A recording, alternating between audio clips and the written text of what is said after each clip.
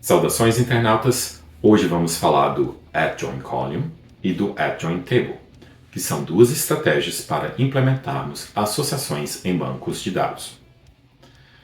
Podemos guardar a associação em uma coluna, portanto o nome @join_column, ou guardar a associação em uma tabela intermediária, portanto o nome @join_table. E é isso que temos para hoje. Vamos para o código. E aqui está a agenda de hoje. Nós vamos começar organizando o nosso projeto no GitHub. Vamos dar checkout da parte 14. Em seguida, vamos falar do join column. E finalmente falar do join table. Então vamos começar aqui com o git checkout parte 14. Se você acabou de dar git clone no nosso repositório, você vai estar na branch chamada main. Não é essa branch que a gente quer. Se eu listar as branches que temos, a última branch do vídeo anterior foi parte 14, então vamos dar checkout parte 14. Vamos seguir daqui. De volta aqui para a agenda, vamos falar do @join_column. Bom, vamos dar uma olhada aqui no nosso projeto. Temos o README na base do projeto e temos esse diagrama de entidades. Nós temos uma entidade chamada pessoa com relacionamento um para muitos item, né? Que são os itens que a pessoa pode pegar emprestado. Se observarmos como implementamos a associação um para muitos, aqui na classe pessoa, nós temos a entidade com a notação one-to-many, com esse relacionamento one-to-many. Bom, até aí tudo bem. Mas se observarmos o SQL que o JPA gera por padrão e o jeito que o SQL espera por padrão, nós vamos observar o seguinte SQL. Create table item, nós temos a tabela pessoa e uma tabela intermediária pessoa itens, que é uma maneira totalmente válida de implementar este relacionamento. Bom, vamos exemplificar esse create table com uma imagem. Então, é essa imagem. Tabela pessoa, uma tabela intermediária pessoa itens e uma tabela item. Tá?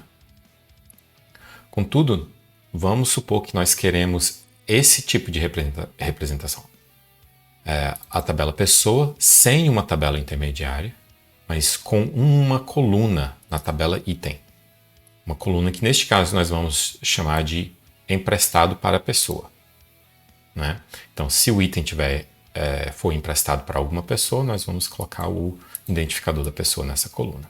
E agora vamos voltar para o código para demonstrar como implementar essa alteração. Aqui na anotação one-to-many, nós queremos adicionar uma outra anotação, que vai se chamar @join_column. Essa anotação indica para o JPA fazer exatamente o que discutimos lá naquela imagem. Não utilizar uma tabela, mas utilizar uma coluna. E o nome da coluna vai ser este nome que nós queremos. E esta é a única alteração que precisamos fazer. Se executarmos algum teste, vamos abrir aqui o tutorial 2, teste, e executar este. Nós podemos olhar aqui na saída do teste, na seção onde temos a criação das tabelas, que agora nós criamos uma tabela chamada item com uma coluna chamada emprestado para a pessoa. E podemos até observar que este emprestado para a pessoa, né? Em seguida o JPA vai dar um alter table para adicionar uma constraint, né? Para dizer que aquele emprestado para a pessoa é uma foreign key para a tabela pessoa. E é só isso que temos que fazer. Nós conseguimos implementar o relacionamento desta maneira, com uma coluna. Mas voltando aqui no código, nós também temos outras opções. E aqui é interessante pensar no conceito. O join column, né? Aqui está descrevendo como o item se relaciona com a pessoa. Ou seja, essa coluna aqui, nós estamos definindo a coluna na tabela itens. Né? É importante exaltar, né, esse comportamento porque às vezes é estranho. Nós estamos na tabela pessoa, mas manipulamos a tabela item através dessa anotação. Ou pelo menos manipulamos o relacionamento, vamos assim dizer. Bom, agora temos algumas opções extras. Por exemplo, nullable false. Se nós dissermos que é nullable false, diz que cada item sempre tem que estar emprestado para uma pessoa.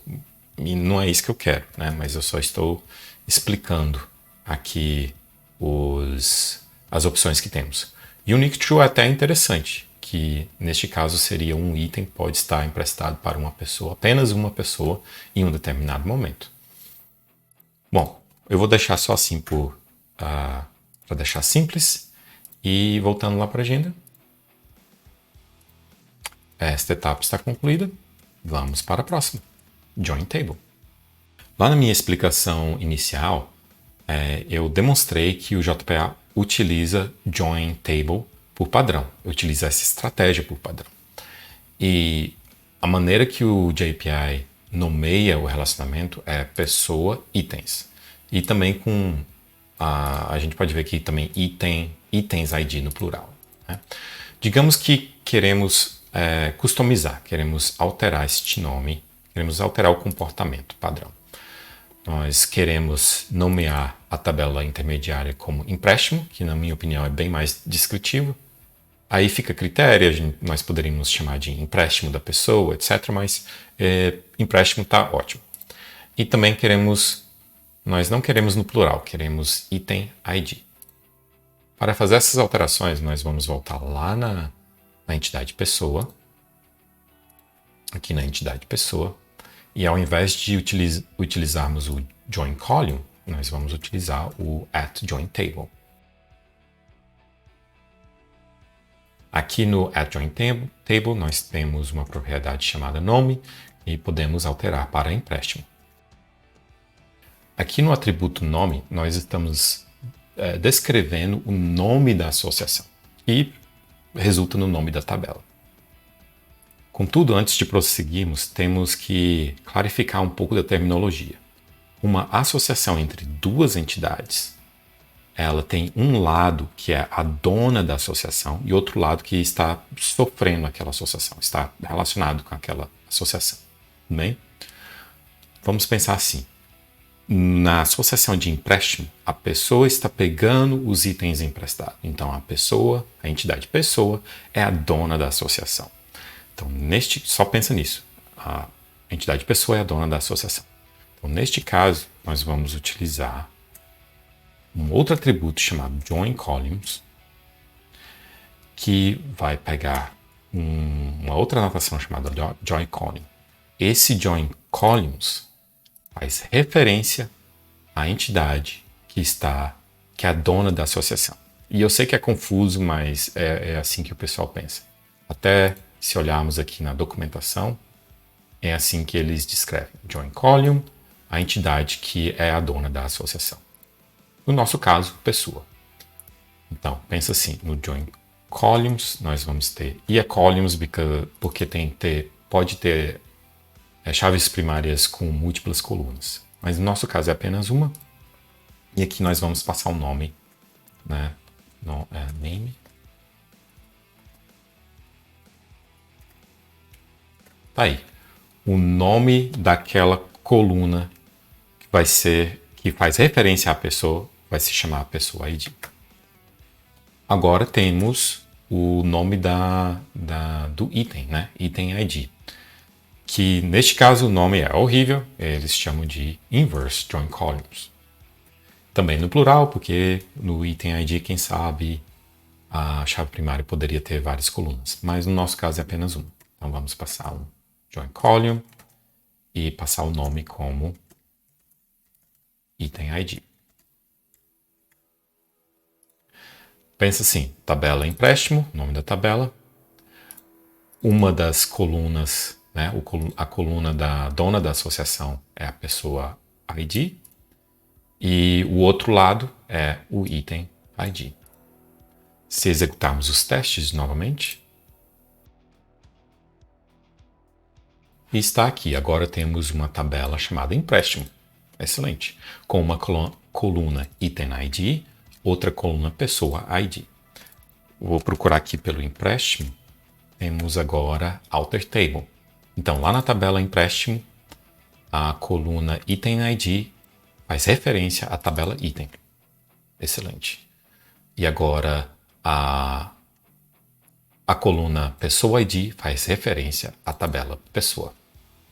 Ótimo, é isso que queremos. Nossa, tá dando dor de cabeça, mas que terminologia horrível. Nossa, conta. Voltando aqui para o código, nós temos outras opções, né? Nós podemos colocar o nullable novamente, único, mas eu vou deixar assim porque é da maneira que eu quero. Voltando lá para a agenda. Tá aí, Join Table. Missão cumprida. Vejo você no próximo vídeo.